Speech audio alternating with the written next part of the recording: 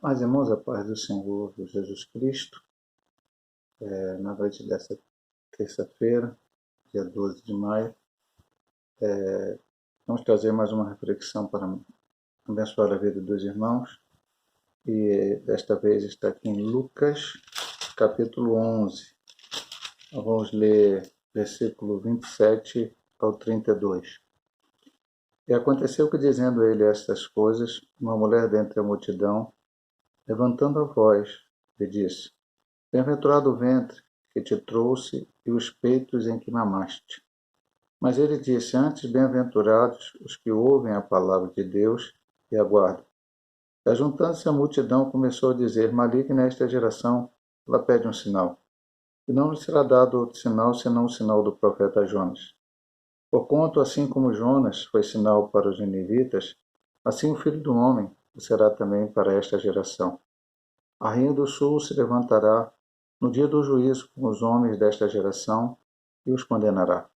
Pois até dos confins da terra veio ouvir a sabedoria de Salomão. Eis aqui está quem é maior do que Salomão. Os homens de Nínive se levantarão no dia do juízo com esta geração e a condenarão, pois se converteram com a pregação de Jonas. Eis aqui está quem é maior do que Jonas. Desde esta noite nos faz refletir sobre a nossa vida cristã. Como temos crido, de maneira que temos crido, para pensarmos bastante. Estava lendo o texto, pensando, né? O versículo principal que eu quero falar é o 28, mas vamos falar dos outros também. E aconteceu que, dizendo ele estas coisas, uma mulher dentre a multidão, levantando a voz, lhe disse: Bem-aventurado o ventre que te trouxe os peitos em que mamaste. Mas que coisas é estas que esta mulher, que aqui a Bíblia não diz quem é, ouviu da boca de Jesus e trouxe esta palavra? Se você vier no início do texto, capítulo 11, a partir do verso 14, existe um títulozinho que diz a blasfêmia dos fariseus. E conta que Jesus expulsou um demônio de um mudo que falou. Muitas pessoas acreditam da maneira que querem, mas estudando a Bíblia e tendo até experiência de vida nesta área, sabemos que muitas vezes o demônio toma a vida das pessoas e elas perdem algum dos seus sentidos. E a pessoa às vezes não consegue falar, às vezes não consegue ouvir. Quando jovem na igreja metodista pentecostal, em Caxias, foi-me dado a oportunidade de ser professor da classe de jovens na escola dominical. E, estando ministrando uma das aulas, a gente tinha uma salinha, né, que era a secretaria da igreja, ali que os jovens ficavam, nós só tínhamos aquele espaço. E os adultos ficavam dentro do salão de cultos, nos últimos bancos. Era uma bancada só, não tinha duas bancadas, era uma bancada só. E ali ficavam os alunos sentados e o professor ficava num daqueles bancos no meio dando aula, ou de adultos. E dando aula um domingo de manhã, de repente ouvimos algum som lá de dentro e viemos correndo. E uma pessoa, essa pessoa já não está entre nós, morreu com Cristo, morreu serva de Deus, mas não vou falar o nome, né? Não precisamos citar o nome. E o demônio pegou ela, porque ela estava começando a frequentar a igreja. Ela se balançava muito. Todos oravam, clamavam, todos os adultos que ali estavam, como os jovens que vieram, apreendendo aquele demônio. E Deus, então, colocou no coração, na mente, do nosso irmão saudoso, pastor Raimundo Rosa, na época ainda presbítero da igreja, que ele se aproximasse muito próximo ao ouvido dela e repreendesse com bastante autoridade aquele demônio, e o demônio saiu e ela ficou normal, e depois, graças a Deus, ela passou pelas as aulas de batismo, batizou-se, e depois veio a falecer. Talvez algum irmão que possa ouvir essa pregação sabe quem é, conhece a história. Então, o demônio ali afetou a faculdade dela de ouvir. E aqui, nesse caso, de falar. Mas assim que Jesus, esse não é o ponto principal, apenas estou dando um testemunho, falando alguma coisa do que a Bíblia nos relata. E alguns deles disseram, olha, ele expulsa demônio, o Beelzebul, o príncipe do demônio. E outros, e até vai entrar no ponto lá final, que lemos o texto, tentaram pedir um sinal do céu. Depois nós vamos falar sobre essa questão do sinal do céu. E Jesus, conhecendo os pensamentos, eu quero sempre dizer, irmão, toda vez que você lê na Bíblia que alguém razoava no seu coração alguma coisa e Jesus respondeu, é uma prova cabal, que ele é Deus. Só quem consegue ver o que está dentro do teu coração e saber o que está dentro do teu coração é Deus. Por fora nós temos as nossas atitudes, muitas vezes as pessoas se enganam com cada um de nós, pelo que fazemos, parece que uma coisa às vezes é outra, mas dentro do nosso coração Deus sabe. E Jesus, mais uma vez, sabia o pensamento deles. Não falaram que Jesus expulsava o demônio por Beelzebul, pensaram, ou talvez cochicharam entre si, mas não de voz audível, e Jesus, sabendo que eles tinham esses pensamentos, deu uma aula, vamos dizer assim, não vou chamar teológica, né? Uma aula bíblica para eles. Ele não entendia. Então Jesus falou, ó, se o reino estiver dividido, será assolado. Satanás, dividido contra si, como vai subsistir o seu reino? E aí ele disse, olha, vocês dizem que eu expulso por Beelzebul. E se eu expulso por Beelzebul, por quem expulsa os vossos filhos? Eles serão bom juízo. Havia a questão de expulsão de demônios entre os israelitas, fora de Jesus, fora do Evangelho, fora de Cristo, fora do cristianismo. Eles também expulsavam. Vamos ver isso algumas vezes na Bíblia. Certa vez, algumas pessoas, no tempo de Paulo, resolveram, judeus, se eu não me engano, alguma coisa de Cefas lá, e foram expulsar demônios. E em nome de Jesus que Paulo prega, o demônio saiu daquele homem e cometeu, eram alguns homens, se não me engano, já cometeu alguns deles, foi um problema sério. Então os judeus também expulsavam o demônio. E você expulsa em nome de quem? Você está falando que eu expulso o nome do príncipe do demônio. E disse mais, agora, mas se eu expulso os demônios pelo dedo de Deus, certamente a voz é chegar do reino de Deus. Se é por Deus, se é realmente na direção de Deus, é chegar do reino de Deus para eles. Então, eles tinham que entender isso. E aí Jesus fala uma palavra que muita gente não entende na Bíblia, mas temos que entender. Quando o valente guarda armada a sua casa em segurança, está tudo quanto tem. Mas sobrevindo outro mais valente do que ele, e vencendo, tira-lhe toda a armadura em que confiava e reparte o seu despojo. O valente era o diabo. Jesus, mais poderoso do que ele, veio e expulsou, e verdadeiramente o demônio tem que sair. Nas nossas vidas sem Deus, antes de aceitarmos Jesus como Salvador, nós vivíamos assim. Você poderia eu poderia não, ou qualquer outro poderia não estar demoniado, manifestando e nada. Mas se não aceitou Jesus como Salvador, se quando fala assim, quer aceitar Jesus? Não, depois, amanhã, não quero tomar parte, não quero... porque você não é só aceitar Jesus, é aceitar Jesus, entrar para a igreja, ser batizado e começar a fazer a obra do Senhor, pregar a palavra no seu evangelho, que é isso que o Senhor nos chamou para fazer. Então precisamos fazer isso. Então o Senhor quer a nossa salvação para que também possamos trabalhar para Ele. E a pessoa não quero, e vai recusando, como a Bíblia mostra muitas pessoas assim, e nós sabemos que no cotidiano há. E aí Jesus disse, olha, quem não é comigo é contra mim, quem comigo não ajunta, espalha. Ou você está ao lado de Jesus, ou não. Eu às vezes digo na igreja, meu amado irmão, eu já ouvi muito essa expressão, a pessoa tem um pé na igreja e outro pé no mundo. Eu tenho uma opinião diferente, e respeito as outras opiniões, mas eu não acredito que exista um pé na igreja e um pé no mundo. Se a pessoa tirou um pé dentro da igreja e botou no mundo, ela já está no mundo. Ou você está 100% com Jesus, ou não pode estar. Jesus diz, não pode servir a dois senhores. Eu preciso servir ao Senhor. Verdadeiramente. Eu preciso professar a minha fé no Senhor Jesus Cristo. Jesus disse, se você se vergonhar dele diante dos homens, também ele vai se vergonhar de vós diante do Pai. Mas Jesus vai dizer, meu Pai, esse é meu servo. Mas ele, eu pregava para ele, disse que não queria. Ou para ela, né? Não quero. Quer aceitar Jesus? Não quero. Não, não, não, não quero ser crente. Por vários motivos, é o que seja. Quando chegar diante de Deus, todos nós vamos comparecer diante dele. Como é que Jesus vai poder interceder por nós, se assim o fizermos? E aí Jesus continua dizendo: quando o espírito imundo tem saído do homem, anda por lugares secos buscando repouso e não achando disso. Tornarei para minha casa de onde saí. E chegando, acha varrido e adornado. Então vai e leva consigo outros 7 espíritos pior do que ele. Entrando, habitam ali, e o último estado desse homem é pior do que o primeiro.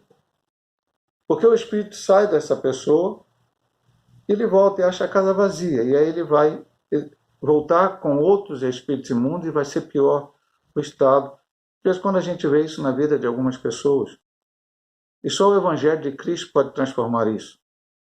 Porque o Evangelho de Cristo é simples. Jesus Cristo salva, Jesus Cristo transforma, Jesus Cristo liberta, Jesus Cristo brevemente voltará para buscar a sua igreja.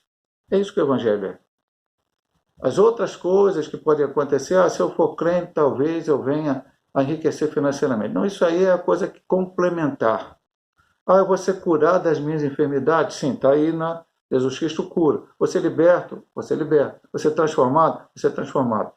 Eu já disse várias vezes aqui nas pregações que eu tenho dado aos irmãos que o maior milagre na vida do homem não é ser curado do câncer, hoje do coronavírus, ou de qualquer outra doença aí incurável. Como na Bíblia teve pessoas que foram curadas, cego de nascença, paralítico, surdo-mudo, leproso. Foi a maior bênção da vida desse homem? Não, a maior bênção foi ter encontrado Jesus, e muitas dessas vezes você vai ver Jesus dizendo: vai, a tua fé te salvou. E algumas vezes dizendo assim: não peques mais. A maior bênção na vida do homem é ser salvo, remido e lavado no sangue do Cordeiro e ter o seu nome escrito no livro da vida. Então o homem tem que entrar para a igreja, permanecer na igreja até o dia final. E quando Jesus acaba de ensinar isso, então essa mulher faz essa declaração entre a multidão: bem-aventurado o ventre que te trouxe e os peitos que me amaste. Pastor, a declaração foi errada, a declaração foi infeliz, a declaração não conotava uma verdade? Não. Vamos aí, nesse caso aqui, estamos até perto do Dia das Mães, né, que foi domingo. Tem que agradecer a Deus pelas mães que tiveram seus filhos. Exatamente, podemos aqui agradecer a Deus pela vida de Maria. Até no outro dia pregamos sobre Maria, acho que até foi no Dia das Mães mesmo. Pregamos sobre Maria. Ela aceitou o propósito de Deus. Falamos até sobre Isabel, foi a mãe de João Batista, que é aquele que abriu o caminho de Jesus. Se você olhar na Bíblia Sagrada, podemos bem-aventurado lá a Sara, porque ela foi uma mãe que teve filho na sua velhice, Isaac, e de Isaac veio Jacó e tal, até chegar a Jesus, como a Rebeca, como Raquel, enfim, todas aquelas mulheres. Foram mulheres abençoadas porque tiveram seus filhos, é muito bom. Mas Jesus não disse, a resposta de Jesus para isso foi assim: antes, ou seja, ele não disse que não era até para ficar feliz que a sua mãe o tenha gerado, que tenha lhe dado de mamar, como a mulher falou aqui, né? Mas havia alguma coisa mais importante do que isto. Eu posso olhar para Jesus e falar: puxa, Maria é maravilhosa porque teve Jesus. Poxa, gerou um homem maravilhoso. Maravilha. Quer aceitar Jesus como Salvador? Não quero não. Aceita a Bíblia como a palavra de Deus? Não, a Bíblia foi um livro escrito há 2000 anos atrás para um povo iletrado lá. Não tem nada a ver. Cai por terra aqui, porque Jesus disse: antes, bem-aventurados que ouvem a palavra de Deus e aguardam. Ouvir, eu posso até reportar lá Apocalipse, que a palavra diz: quem tem ouvidos, ouça o que o Espírito diz às igrejas. Pastor, mas tem alguém sem ouvido? Tem. Algumas pessoas podem até ter uma deficiência, mas todo em geral, a população toda tem. A gente ouve. A gente ouve tudo, meu amado irmão. A gente ouve as notícias, né?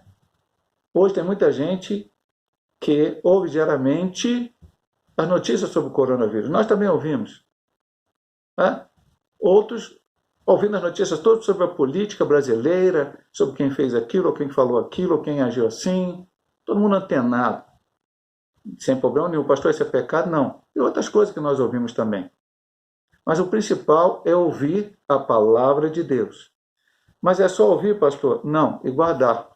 Eu vou com você aqui no livro do Apocalipse, no texto mais conhecidos, né? Muito falado. Qualquer hora até eu posso trazer uma reflexão nele e nos textos adjacentes. É o capítulo 1, versículo 3. Bem-aventurado aquele que lê e os que ouvem as palavras desta profecia e guardam as coisas que nela estão escritas, porque o tempo está próximo.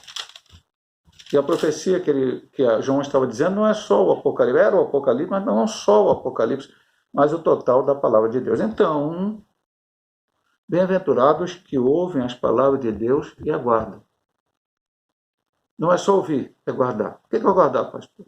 O salmista diz lá no Salmo 109, escondi a tua palavra no meu coração para não pecar contra ti. Quando era bem jovem, adolescente, eu li esse texto, não entendia e pensava errado, escondia a palavra. Então eu vou guardar comigo, não vou falar para ninguém. Depois eu entendi que não. Aqui era esconder, era ouvir, ler, lá como diz o Apocalipse, ouvir e guardar. Guardar o quê? Praticar, colocar em prática. Aquilo que o Senhor mandou. Aquilo que o Senhor diz para eu não fazer, eu não devo fazer. E aquilo que o Senhor disse para que eu possa fazer, eu devo fazer. Mas o mundo não vai entender, o mundo acha que alguns mandamentos da Bíblia estão ultrapassados. Não importa o mundo, a sociedade, a época, seja o que for. A Bíblia diz claramente lá, passarão os céus e a terra. Jesus disse, passarão os céus e a terra, mas a minha palavra não há de passar. E eu posso até ir com você também aqui. Os textos vêm na mente assim, a gente resolve falar e a Bíblia não está nem aberta no texto. Mas eu vou aqui lá, na primeira carta de Pedro. Um texto também maravilhoso, que a gente de vez em quando prega na igreja. Deixa eu só abrir aqui no capítulo 1, meu amado irmão. Louvado seja Deus. Capítulo 1, vamos aqui ao finalzinho.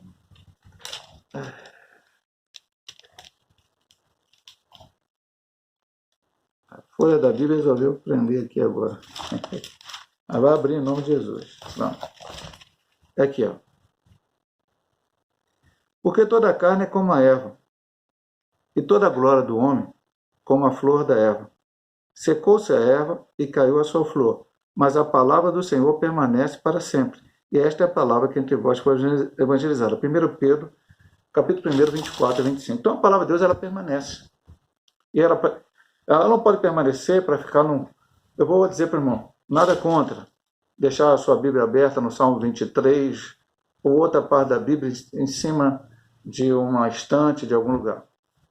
Faça, até para as pessoas entrarem na sua casa e ver que ali tem a palavra de Deus. Mas isso não vai resolver o nosso problema. Nosso problema é ler a Bíblia diariamente, colocar a Bíblia em prática e estar sempre querendo fazer a vontade de Deus. O que aconteceu com esses homens que não colocaram a palavra de Deus? Eles queriam um sinal. Não falou lá, eu quero um sinal, tentando Jesus queria um sinal. Aí Jesus vai comentar sobre essa questão do sinal. Ele diz assim, maligna esta geração que pede um sinal. Não lhe será dado o sinal, senão do profeta Jonas. Depois ele fala da rainha do sul também. Qual o sinal do profeta Jonas? O sinal do profeta Jonas diz, assim como Jonas foi sinal para os ninivitas, assim o Filho do Homem será também para esta geração. E, pulando o versículo da rainha do sul, o 32 diz, os homens de Nínive se levantaram no juízo com esta geração e a condenarão, pois se converteram à pregação de Jonas. Diz aqui está quem é maior que Jonas. Deus mandou Jonas ir para Nínive, Jonas não foi para Tarsis. Depois o navio quase naufragou, ele confessou para os homens, jogaram ele no mar, um grande peixe o engoliu, depois Deus deu ordem ao grande peixe, ele fez uma oração, capítulo 2, Deus manda o grande peixe lançá-lo na praia, lembrando que Nínive não tem praia, então ele foi lançado bem longe de Nínive e andou até Nínive como tinha que andar, chegou lá e pregou, entrou para a cidade, caminho de 3 dias, pregou que a cidade seria subvertida, Deus destruiria a cidade por causa dos pecados dos assírios, dos ninivitas. E sabe o que a Bíblia diz? O rei, ouvindo aquela palavra, deu ordem, todo mundo jejuou, todo mundo buscou a face de Deus, até os animais, e Deus se arrependeu e perdoou aquele povo. Depois Jonas até tem uma situação com Deus, mas Deus mostra para ele que era tão importante converter aqueles homens porque não conseguiam discernir entre a sua mão direita e a esquerda. Ah, pastor, eles eram burros? Não, é um dos maiores impérios de todo mundo. Como é que não sabiam discernir? Eles não conheciam as coisas espirituais. As pessoas sem Deus não estão entendendo as coisas. Materialmente, entende tudo. Entende ciência, entende política, entende tudo. Maravilha, glória a Deus. Não tem problema nenhum entender isso. Mas, não obstante entender todas essas ciências, essas coisas, também tem que entender a palavra de Deus e saber o que o Senhor tem preparado para nós. Então, além do sinal de Jonas, aí Jesus disse, olha, os ninivitas vão chegar nos dias e vão aparecer, porque eles se converteram.